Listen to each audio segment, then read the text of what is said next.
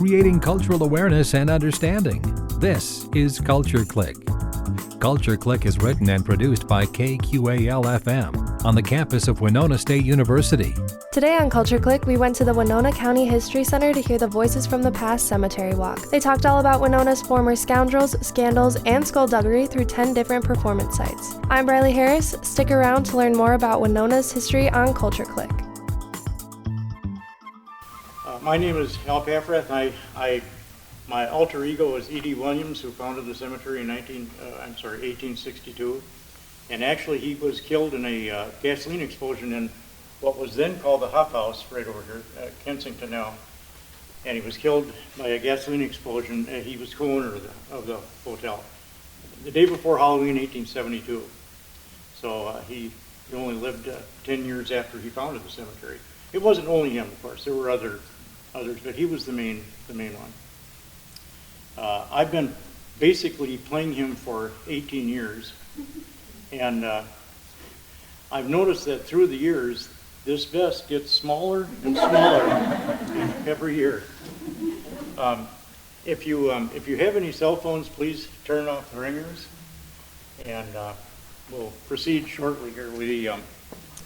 Like I said, we got rained out. Did anybody come to that one that we had several years ago, the Scoundrels and Scandals? Yep, we got rained out, and we had a bagpiper at that time, and we still do out at the cemetery once in a while for this. That day, because it was raining all day, the bagpiper was going up and down Johnson Street, so you could hear him in here, which was kind of neat, you know. And out at the cemetery, the bagpiper kind of ties the whole thing together. It's like glue. And I don't think we'll have him this year. But anyway, before I say anything else up here, we've got Site 1, which is Dorothy Hamer, who was a police investigator in the late 60s into the late 80s.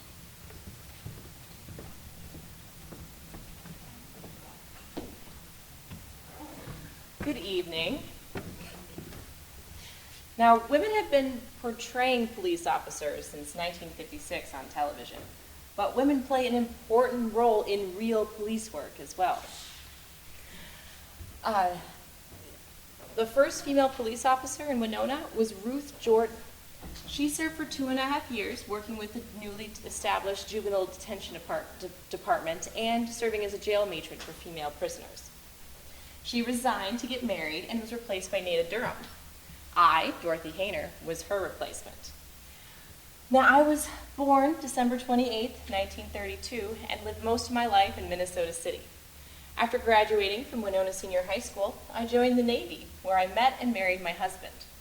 I resigned in 1956 after becoming pregnant with my first child. Over the next 6 years, I would give birth to 4 beautiful daughters, Kathy, Cheryl, Debbie, and Teresa. After my divorce, I moved back to Minnesota City in 1966. With 5 mouths to feed, I went to work for Peerless Chain as an accountant for 2.5 years. When I saw that the Winona Police Department had a job posting, I jumped at the opportunity, and I was selected. I think my military service gave me a leg up. I proudly served for 20 years as a jail matron, police officer, and investigator. My first year, I mostly worked with juvenile offenders and female prisoners, but there is one incident that does stick out. A jailbreak. In December 1969, a young sailor being held for going AWOL was given a hacksaw by his visitor. It took him 6.5 hours, but he sawed through those second-story barred windows and jumped 19 feet to escape. He was apprehended the next day, and that year, Winona was listed one of the safest places to live in a travel brochure. That same year, I became an advocate for halfway homes for juvenile girls. In 1971, women began getting paid the same as their male counterparts. For me, that was $698 a month, plus benefits and allowances. In 1977, though, a tragic murder for hire occurred. I was an investigator on the case, and because of my work with the juvenile department, I was the one who had to tell 2 young girls of their mother's death. It was extremely hard, being a mother of 4 daughters myself. I became initial investigator for sexual assault crimes after being trained by the Bureau of Criminal Apprehension, and I started self-defense classes at the local universities for young women. For a brief time, I also served as jail matron, and when I left the job, my daughter Debbie took over. I retired in 1988, but I wouldn't have much time after that. I died October 23rd, 1991. I'm not buried in Woodlawn, but in Oakland Cemetery, because it's just up the hill behind my old home in Minnesota City. Today, there are 8 female police officers on the force at the Winona Police Department today. They work alongside their brothers in blue to build trust and partnerships with the citizens that they serve. My granddaughter Olivia was also very proud of my service. She won accolades for her project detailing my career, and it's on display here at the Winona Historical Society. Oh, does anyone know Mrs. Burhow, who works as the counseling secretary at the middle school? She's my daughter, and you can ask her about being a jail matron. Thank you for your time. Next time you see a police officer, please thank them for their service. These men and women work hard to protect and serve our community. Thank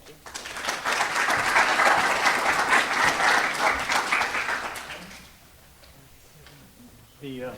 The site too also has to do with police work. This is a little different. This is the wife of James McCaffrey, who was a policeman in Winona, who had very odd ways of apprehending and dealing with criminals. Where's Al? Well, I'm glad to see that you're all organized and I don't have to fetch my husband here. You know, he kept the peace in this fine town of Winona for over 26 years, but you seem to be pretty settled, I guess. So my name is Mary McCaffrey, and my husband was Captain James J. McCaffrey, one of the first police officers here in Winona. He joined the force early on. It was only about 4 years old when he became an officer. Well, wasn't really an officer, he was a patrolman first. But back in 1898 was when he signed on. And before he became a captain, he was a regular patrolman. They had overlapping 12-hour shifts. My Jim had noon to midnight, and his beat covered from Center Street to Washington and from 4th Street to the river. Now all of those patrolmen were on foot all throughout their shift. They would check the doors of all of the stores, front and back, at least 2 or 3 times a night. And if they needed help from the station, they had to go locate a lockbox. They didn't have walkie-talkies, you know. They had to find these big metal boxes that were attached to the poles here and there downtown. And they'd open up the box and pick up the phone, and it would go right to the police station. That was if they ever needed help. Now, back then, we didn't have too much serious crime. But my Jim learned early on that if he was going to get to a crime scene right away, his feet just wouldn't be acceptable. So he went out and got himself a bicycle. He rode that bicycle everywhere. He became known as the cop on the bike. He took care of those bicycles, he maintained them, he repaired them at his own cost. He even had to replace 2 or 3 of them those first few years. And he just did it. That's exactly how he got around. The serious crimes that we had mostly had to do with drunkenness. And when the patrol officers would come along and find somebody drunk, they'd go to arrest them, they'd pick them up, put them on their feet, and march them down to the jail. Now, if somebody was way too inebriated, they would just get a wheelbarrow and they'd chuck them into the wheelbarrow. And then they'd wheelbarrow them down to the jailhouse. Most of the time, those drunk things were not very dangerous. But every once in a while, I remember one time there was a patrolman named Cooper. I believe his name was Cooper. And my husband and Patrolman Cooper were called to an address on West Howard Street. It was the home of a Patrick Mullen. Patrick Mullen. Patrick Mullen. Remember that. They got to the house, and here sits Mr. Mullen on his back porch, brandishing a large caliber revolver and waving it in the air. And as the officers approached, he said, "You'll never take me alive." And they got closer to the porch, and he fired that revolver. And it was so close to his face that bullet grazed his cheek right then and there. And that was just one example that Jim brought home of how strong drink and guns do not go together. Now, my Jim, he was shot at a few times, but thank the good Lord, he was never hit. Most of the time when it came to guns, my Jim used his wit to take care of it. There was one time when there'd been a man peddling stolen postage stamps here in town. And Jim was on his watch, and he saw the man. So he followed him, and he went into a saloon over by the Northwest Depot. And once they got inside the saloon, Jim waited for the right moment. And he went over and he grabbed the man by the arm, and he twisted it behind his back. And another patron in the saloon came over and grabbed his other arm. And in the tussle, my Jim noticed that the man was carrying a gun. So without the man noticing, he just slipped that gun away. And pretty soon, the man reached for his gun, but it wasn't there. So he goes, "My gun! I don't have my gun. But if I had my gun, I'd kill you both." My Jim served over 26 years in this fine town, keeping it clean. Now, the real irony of life is 7 months into his retirement, after keeping this town clean, he got hit by a laundry truck. Now, the accident didn't kill him, but it messed him up pretty bad. And he caught pneumonia in the hospital, and he died about a day or two later. And one of the things that I learned being married to my Jim, that's Captain James J. McCaffrey, was that the men and women who wear the badge do it to protect and serve their communities. And my husband was honored to call his community the town of Winona. Thank you.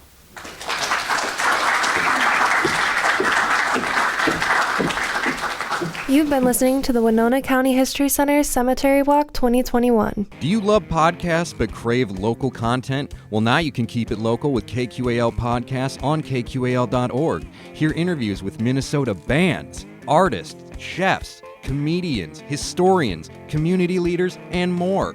KQAL Podcasts, keeping it local on kqal.org. Also listen to KQAL on Spotify, Apple, Google, or anywhere you get your podcasts. Well, I ain't going no higher. You've been listening to the Winona County History Center Cemetery Walk 2021. I was thinking when she was talking about this wheelbarrow, does anybody know who Julian Wera is? Have you ever heard of the name? Yep. Yep. Played on the 1927 Yankees, which is arguably the best baseball team in the history of major leagues. That's what they say. There are some that probably are about as good. But he played third base. He was a backup to Joe Dugan. But when the Yankees won the pennant, he had bet a couple bets with some of his friends here in Winona that if he was on the World Series roster, that they were going to have to give him a ride in a wheelbarrow from the hurry back downtown to the athletic club. And he made the roster, and apparently that's exactly what happened. This Site 3 has actually been, that's one of the two sites that have been reprised from the first part 1 of Scandals, Scoundrels, and Skullduggery. Has to do with Prohibition, which was in effect from 1920 to, I think it was actually ratified in 1919, but from 1920 to 1933. So here we are with Site 3. Ban the booze! Ban the booze! Ban the drinking! Ban the booze! Ban the booze!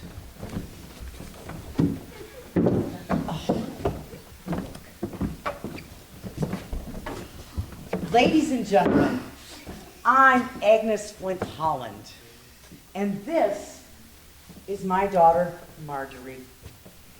In the late 1800s, early 1900s, the Women's Christian Temperance Union and the Anti-Saloon League believed that alcohol consumption was both a cause and a consequence of large social problems. Saloons were viewed as places of vast corruption. Domestic violence in the home was a real concern. During and after World War I, anti-German sentiment was prevalent, and most breweries, well, they were owned and operated by Americans of German descent, and most wanted to see them have a decrease in power and prosperity. Emma Quimby here. Now, after some years, our efforts paid off. Prohibition became the law of the land. In January 1919, Congress passed the 18th Amendment prohibiting the manufacture, transportation, and sale of alcohol and alcoholic beverages. Some of 60 saloons were closed. You could go to a speakeasy, the back room in a store, even a private home. You just knock on the door, say a password, and get a drink. Officials conducting raids of time, well, they found stills in basements, wood piles, and haystacks. But that didn't end the drinking, and Winona didn't stay dry for long. Folks got real good at making the home brew. They even made gin in their bathtubs. Now, homebrew was one thing, but producing and selling liquor became exceptionally profitable. 50 cents a supply could net you $5. 1 to 200 legal bars opened and operated in and around Winona.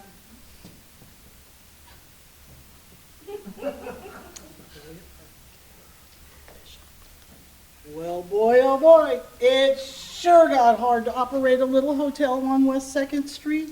I mean, we had to serve some liquid refreshments to keep our customers happy. But one night, in marched these feds from St. Paul. Caught us serving a little refreshment in our place. I get rounded up, loaded on a paddy wagon, and off to jail. Well, I saw that, Kitty Burns. Just imagine 50 feds getting on a bus in the Twin Cities, and they're coming along with their wives as if this is going to be a big holiday. And when they were hauling you and your fellow partners in crime away, we good people of Winona started throwing bricks at the windows and slashing the tires. We gave them a real Winona welcome. Mayhem. I know what you're talking about there, Harry Laska. Why, I got nailed 3 times, and the first one was only 6 months. 6 months after this prohibition brouhaha started. Get it? Brouhaha? Oh, Big Nose, you're always such a character. Say, do they usually call you Anton Beluski anymore? Nah, I don't go by Anton Pulaski. Big Moose. Not so many call me that anymore, Nettie. Shoddy there. It's all coming back to me now, that first hit. It was a December night in 1919. She was cold out. Me and the wife were up in the apartment. It was above our soft drink bar, the OK Saloon, we called it. The authorities come knocking on the front door, and what does the wife do? She goes and answers it with a drink in her hand. Before long, they were pulling out dresser drawers, looking under beds, in the closets, got 11 gallons of whiskey out of me. And in the basement, they found all my jugs and my bottles. Oh, but Harry, they tell me you was a big-time producer, and so my 11 gallons wasn't nothing. Well, back in 1925, I was quite the entrepreneur. I had a cement still on the marsh by Mankato Avenue, and I put hay over the top of it to keep the mash warm and the cops from seeing it. Well, it kept the mash kind of warm. Didn't help me much with the cops. I guess not. They got you with something like 40 gallons of moonshine whiskey, wasn't it? And there was 1,000 gallons waiting to be distilled. We got raided in June of '28. The cops surrounded us in the afternoon.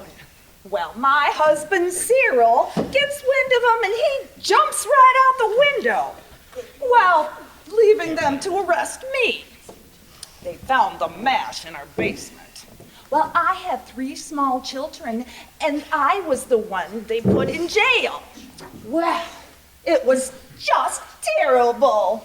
Finally, they dropped the charges against me, and dear old Cyril spent 11 months in the slammer. Well, I heard the reason that the feds spent so much time here in Winona was that year James Doran was made the top prohibition official in the nation. Well, he took a little trip to Winona and was appalled at the rampant lawlessness. Well, in the next 18 months, there were more arrests than there had been in the entire decade before.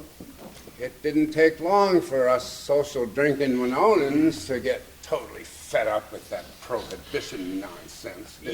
Yeah. Back in 1932, the mayor of Winona led an anti-prohibition parade through the streets of downtown. Yeah, well, Winona was just spawning with big-time gangsters. Well, folks like us deserve to have a little nip once in a while when we wants it. Or even just to serve a little refreshment to our guests. I say we ring the Liberty Bell. Strike a blow for liberty. Here's to Winona and an end to this cursed prohibition.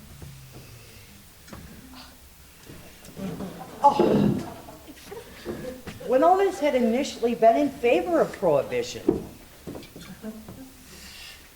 Not these Winonans. But after 13 years, they became disillusioned with it. They saw a decrease in the economy and an increase in crime throughout the country.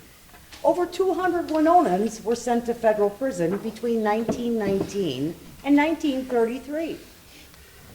Congress was ready to repeal prohibition with the 21st Amendment. When it came time to ratify it, all but one state did so in record time. Winonans voted for it by a nearly 4-to-1 margin. Prohibition was repealed with great rejoicing. Well, don't Drink to that. Cheers.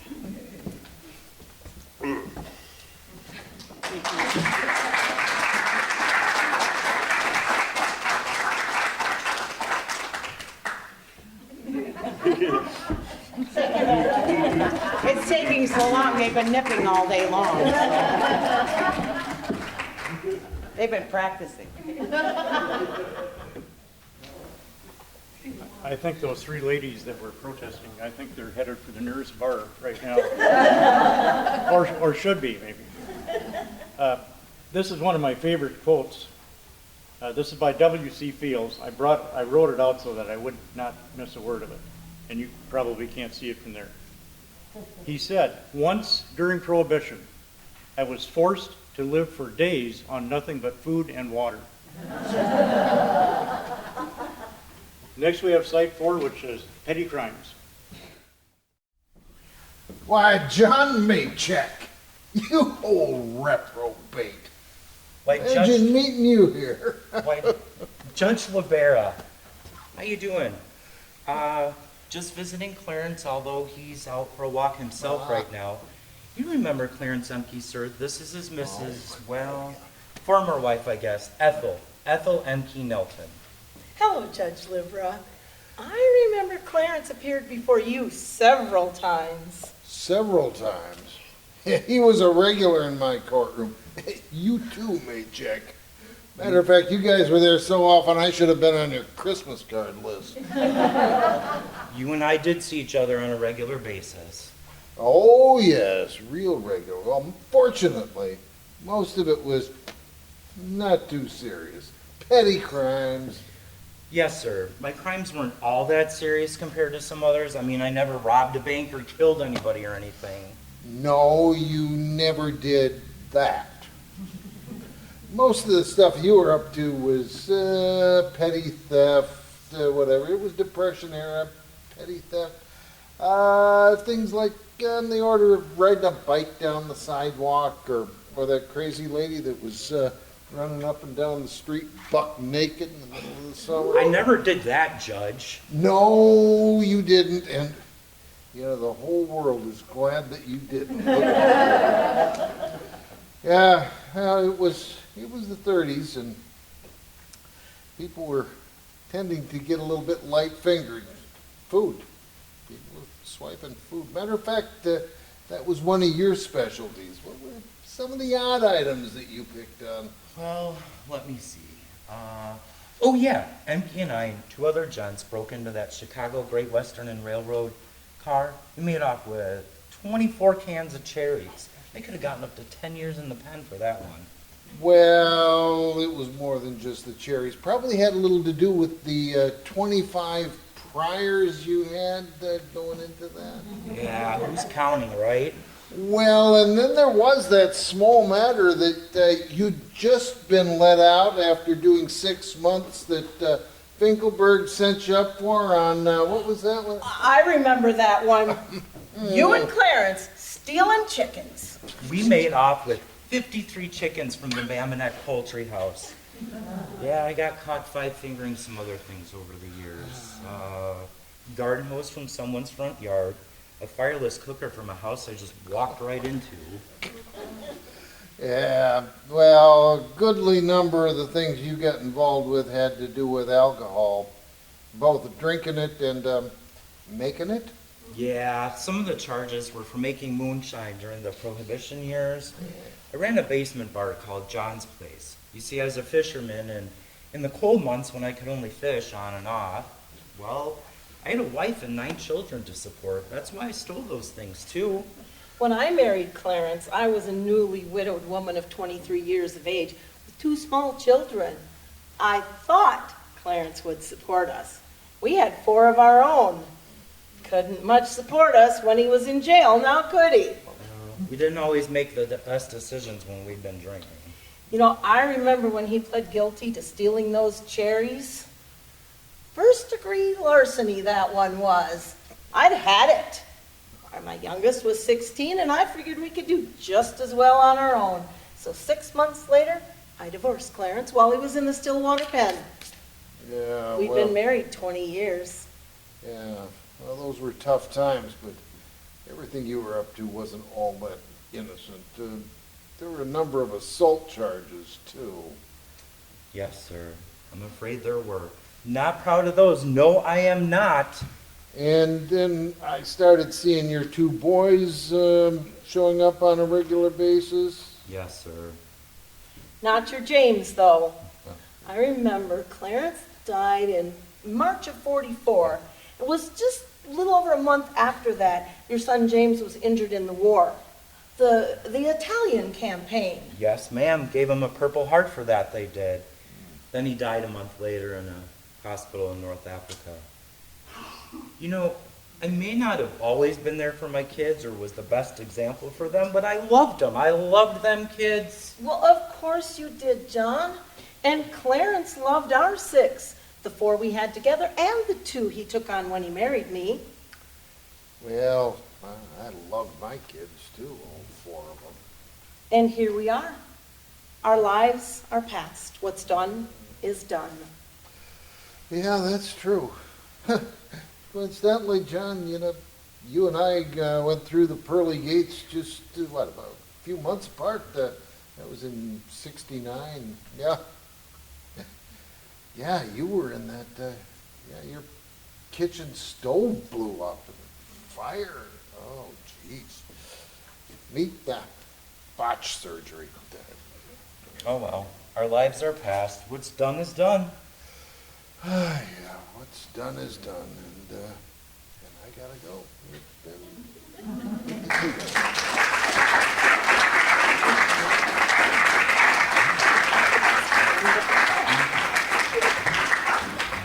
Thanks again to the Winona County History Center for giving us more insight into Winona's scoundrels, scandals, and skullduggery today on Culture Clique. Tune in next week to hear part 2 from the cemetery walk. To keep up on all things Winona and the surrounding area, tune into Culture Clique Thursdays at 12:30 right here on 89.5 KQAL. I'm Brylee Harris, and we've been talking all about Winona's voices from the past. Cultural awareness and understanding.